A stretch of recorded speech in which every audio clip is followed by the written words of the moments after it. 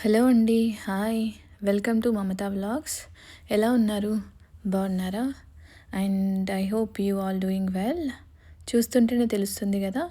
ఈరోజు మినపవడలు నా స్టైల్లో ఎలా చేశానో మీకు చూపిస్తాను. మినపప్పును ఒక 4 to 5 అవర్స్ నానబెట్టుకోవాలి.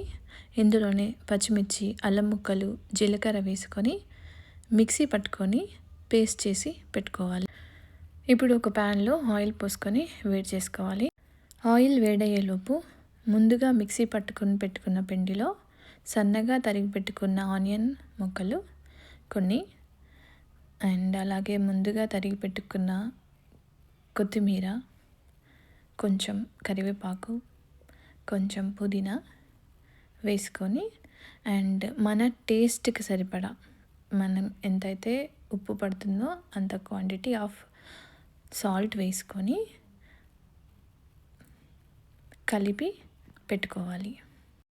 పిండిని కలిపేటప్పుడు ఇలా వన్ డైరెక్షన్లో కలపడం వల్ల పిండి లోపలికి ఎయిర్ వెళ్ళి మనం చేసే వడలు గుల్లగా క్రిస్పీగా వస్తాయి.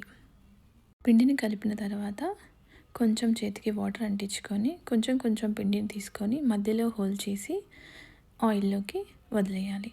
వాటర్ అంటించడం వల్ల పిండి చేతికి అంటకుండా ఆయిల్లోకి ఈజీగా జారిపడుతుంది.